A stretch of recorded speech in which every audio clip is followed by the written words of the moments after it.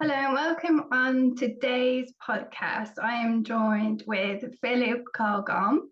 He is a psychologist, a writer, and founder of one of the biggest Druid organisation, Order of the Bards. So welcome, thank you. Hello, Danielle. Thank you for inviting me. So you've got a really interesting story, and I really love the fact that you have wanted to share your story with so many people, and that has influenced their paths as well. And so can you just tell us a bit about the beginning and how it all started, why you was inspired to set up Order of the Bards? Well, it was originally set up by my spiritual teacher, who I met when I was very young. I was lucky enough to meet him actually when I was 11. And then when I was 16, he was a friend of my dad's. And then when I was 16, I started training with him. And and he founded this group back in 1964, which was, 60 years ago. Then in 1988, I was asked to lead the group. And I did so until a few years ago when I retired and handed the role on to my successor, who's a lovely lady called Emma Burke. And I was inspired to do it because I found it was a spiritual way that was so helpful and so relevant, even though it seems really ancient and out of date, because it's sort of the source is way back, pre-Christian. But it's actually really relevant to today because we've come to such a strange place in the history of the world that we need to look to our roots and for a kind of spirituality that speaks to us in a time of sort of ecological crisis, really. I think you're so right about it being really needed at this time. And I think more people are becoming aware, especially during the pandemic, of what their real needs are and their needs to connect with spirit, connect with nature, and how that is linked as well within itself. And I think this really helps people to do that. And it's like, I think what happens is you see the world under threat and the world going so strange and odd, but you know that you need to get back to nature and get closer to nature, and it brings with it all sorts of health benefits, and now of course lots of research about the psychological benefits as well for our mental health. But it's hard to put that in a sort of framework. You can go for walks and you can sort of lie on the grass and try to sort of connect and all the rest of it, but how do you put that in a wider framework of what you believe in and how you conduct your life? And that's where a sort of spiritual path comes in. It gives you some structure to that. It's what I really love about this is because when a lot of people think of spirituality, they think of the seventh chakra and it being kind of all la-di-da, whereas Druidry really makes it more grounding and rooted and more brings it into reality, I think. And people can therefore can connect with it. Yeah, absolutely. It's so many people find when they sort of find themselves becoming interested in Druidry, they feel like they've come home in some way. It feels very much like home to them. Yeah, I actually found it. I was living in Portugal at the time, and I kind of found it on a visit back to England. And in Glastonbury, I actually found myself joined at the first gathering in Glastonbury up at the Thor. Oh, lovely. Yeah, and then I was like, I'm going to move back to England, and it made me move back to England. Oh wow, gosh. Yeah. So yeah, that's kind of took me on a journey as well of finding my own roots. And oh, great. Yeah. No, that's lovely. That's lovely. Yeah. But I think when we connect with nature, how do you think, because obviously this is a very broad topic, but how do you think when we connect to nature, we can connect to spirit? Where do you think that link lies? Well, at the sort of heart of spiritual teachings and sort of mysticism in general, there's this belief, and for some people actual experience, that everything is one, and that the source of all life and all being is one. And of course, if you're a Christian, you would call that God, or and Allah, or whatever, if you're Muslim and so on. But the idea that there's a source of all being that then differentiates into human beings and animals and plants and all the rest of it, the creation, as it were, is at the heart of it. And it's something about my journey is intimately tied up with everybody else's journey. It's not, I think one of the reasons why Druidry and nature spirituality appeals to people is it's not a solitary path where you're looking out for yourself, you're trying to find salvation, or even trying to gain enlightenment just for yourself. There's some recognition that what's out there is just as important as what's in here. And that's actually quite revolutionary, because a lot of spiritual paths place the stress on the inside, but Druidry places the stress on the outside as well, and the relationship between the two, that we're all one, and that we need to sort of not separate ourselves, but come back into connection. Yeah, it's everything is like woven and interlinked together. And I do feel like the more we connect with nature, you can feel it spiritually as well. And it obviously has the health benefits, which you probably know about being a psychologist. Absolutely. Yeah. So what health benefits do you think it has connecting with nature? Well, if you look at the heart of Druidry, there's this idea of celebrating the seasonal festivals. There are 8 festivals, about one every 6 weeks. And they're a way of just stopping and sort of tuning in to this moment of time on the land, and how the land is responding and the weather's responding. And there's a whole, because our ancestors have been doing this for thousands of years, and have been very sensitive, more sensitive than we are today, to the turning of the seasons and so on, then we connect with life in a more profound way. We get back in touch with the cycles of life.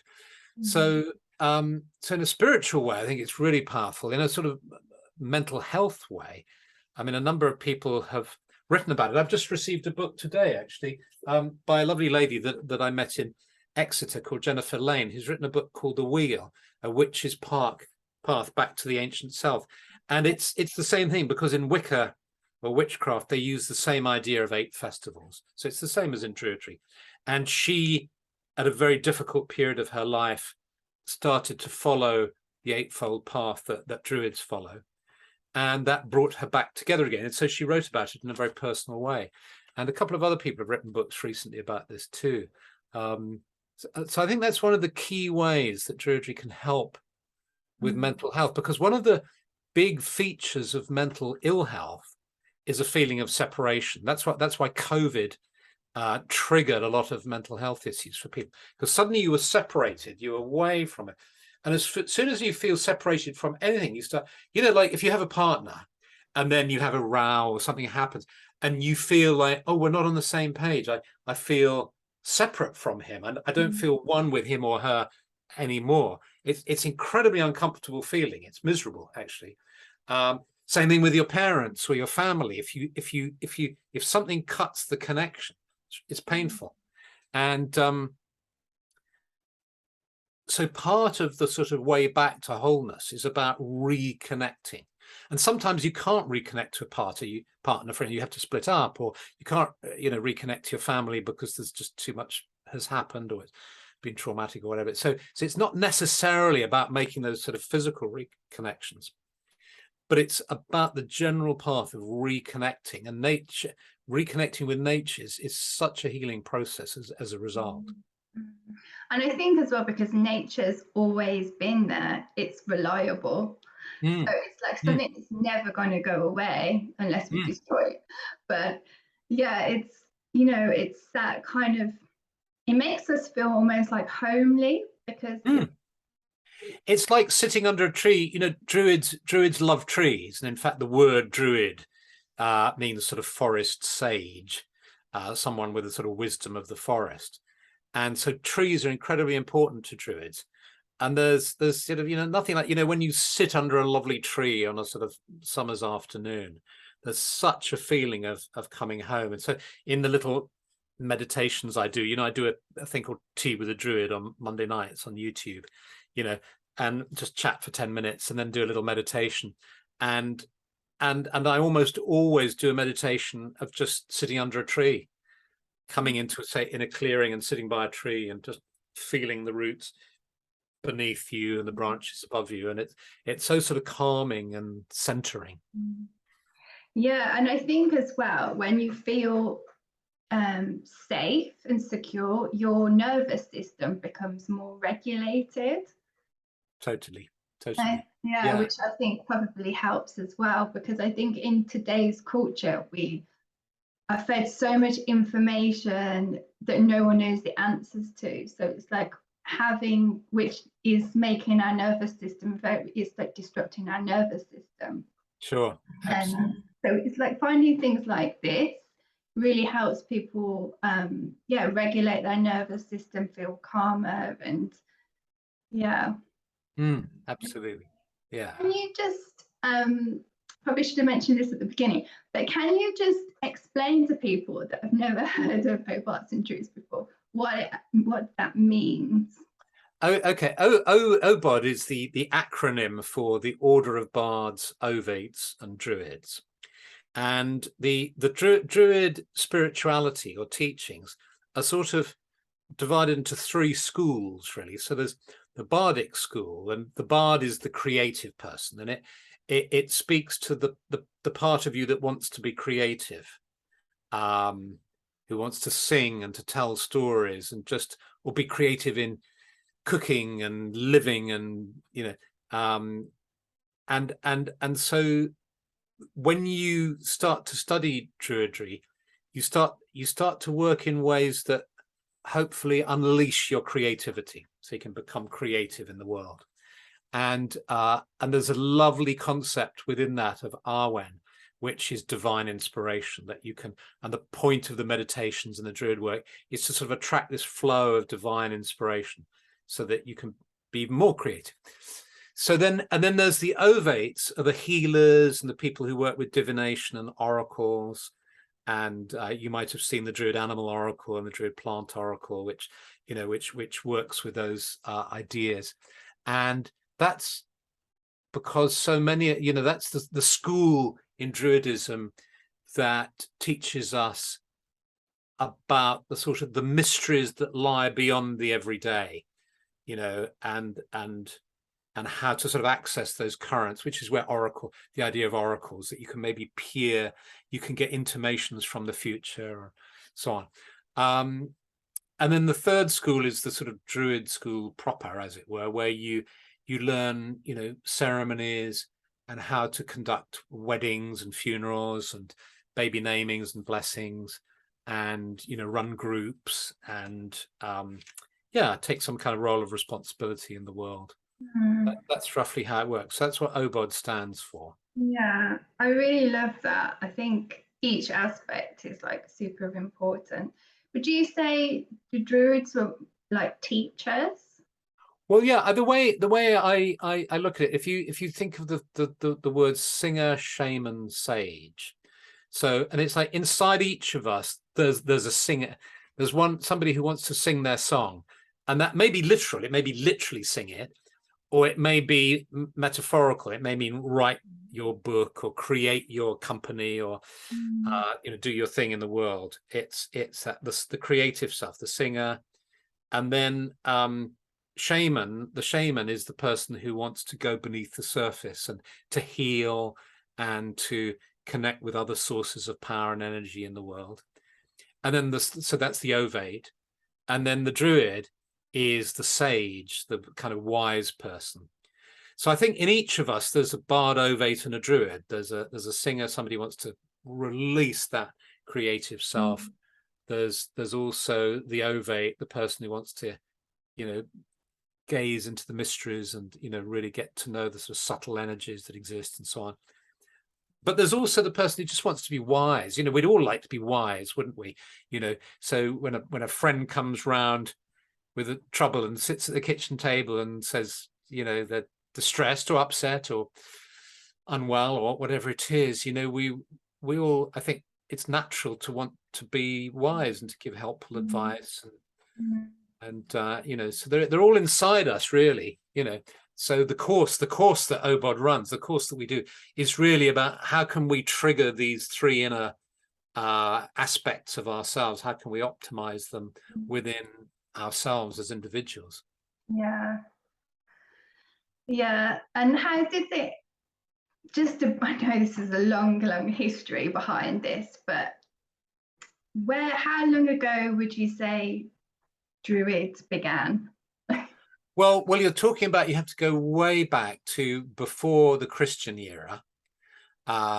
You know, and it was the classical writers, the Greeks and the Romans, who wrote about them, and they wrote about them as sages and philosophers and peacekeepers as well. They talk about how the Druids used to walk between warring tribes. There'd be groups of tribes ready to kill each other, and the Druids would walk between them saying, calm down, guys, relax, let's talk about this, you know.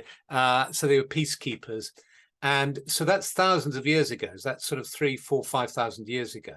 And then gradually, you know, Christianity came, and by the 6th centuries, they were either repressed or absorbed. Some of them became Christians and Christian priests and so on. It got absorbed into Christianity. Sometimes it was repressed. And then about 300 years ago, some scholars in Britain and France and Germany became interested in their past. They said, oh, this is interesting, this phenomenon, started to research it, and then started to form groups back then. And so there's about 300 years of recorded history.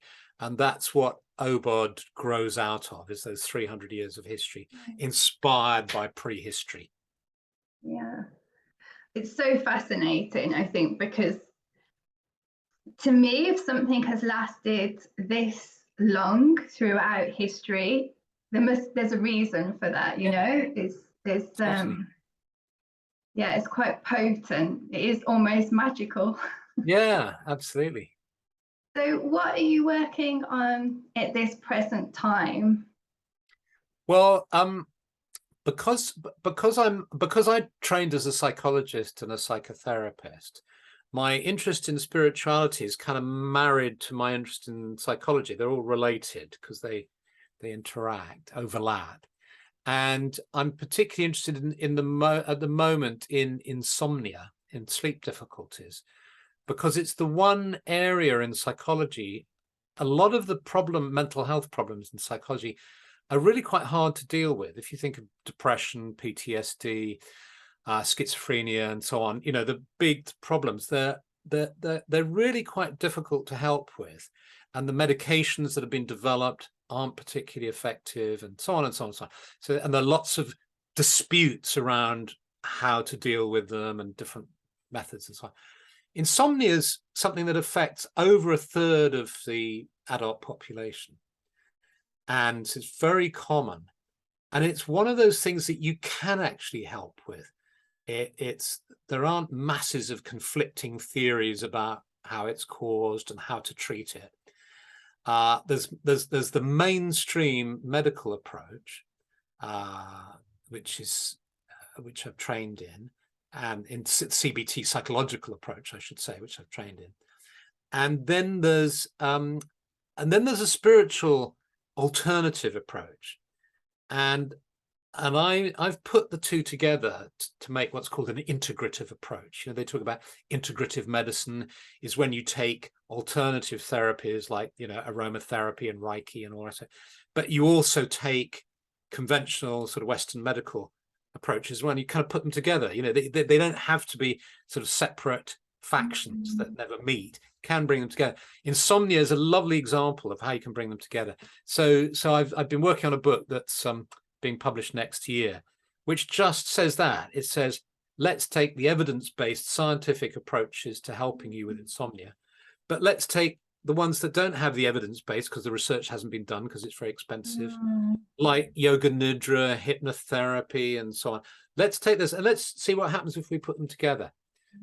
And so I developed an online sort of course in that for people who are struggling with sleep, which has been going for a couple of years. It's called the Sleep Clinic, and you can get to it sort of via my website. And now I've written a book about it, you know, when I'm just finishing it up this month. Actually, I'm just putting the finishing touches to it, and then it comes out next year. I really love that, bringing the two elements together, because I work with like new entrepreneurs, and I'm also a yoga teacher.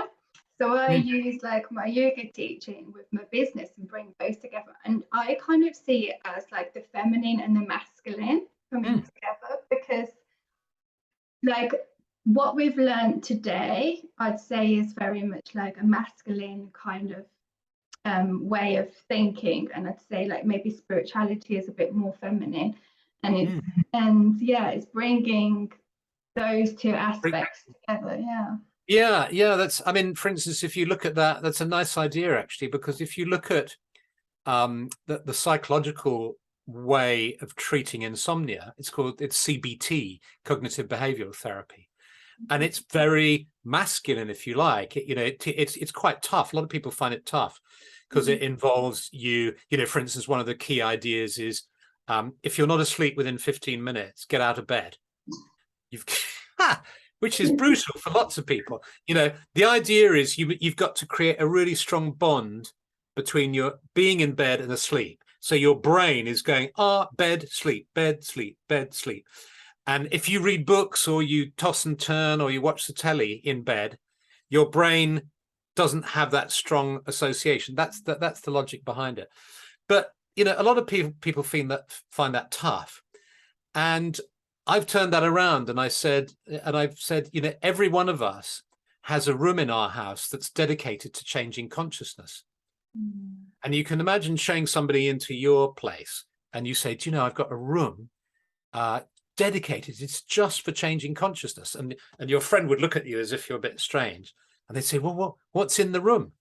And he'd open the door and there'd be a bed. He'd say, it's my bedroom, because that's where I change consciousness and go to sleep. Okay, I get it. But that's enormous. I mean, it's huge. If you think of it, it's really extraordinary that we've all got rooms for changing consciousness. So if that's the case, that's your sanctuary. That's the place where you can go and retreat. And every night you're given retreat time. So you can meditate in it. You can listen to music.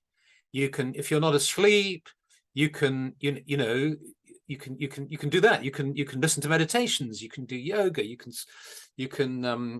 make beautiful playlists of all that music that you haven't got time to listen to during the day, and so on. You can treat it as your spiritual practice time. So I've taken what I think are the most helpful ideas in CBT and evidence-based for it, and then I've said, well, let's not do the very masculine, tough kind of stuff. Let's take this more intuitive feminine approach, which is around maybe, I mean, masculine and feminine, maybe sort of yin and yang is to take away from gender, because gender it gets tricky, because then men who are sensitive and intuitive say, oi, does that mean, what about me? And then women who are kind of linear and like to be organized. So kind of yin and yang, soft and hard, linear and non-linear, you can bring them together, and you're right with entrepreneurism. When you start a business, you have to be pretty tough and linear. You have to make priorities and work out what you need, and then and then go for it one at a time and so on.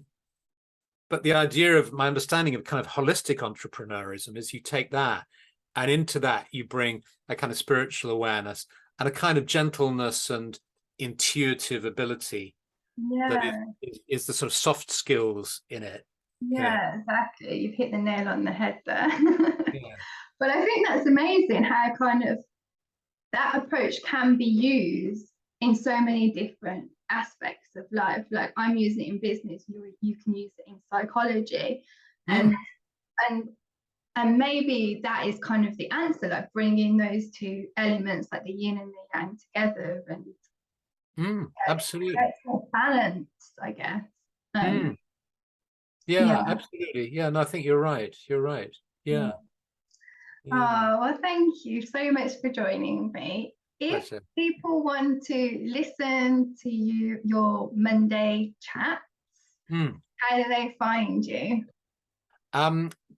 You could probably try typing tea with a druid or tea with druids into a search engine or into YouTube, or they can find it just through my name, which is Philip with one L, and then CARR hyphen a little dash GOMM for mother, and that'll get you there as well, and that'll get you to my website. That's the advantage of having a weird name, is that there's only one of you, so you won't end up on somebody else's website.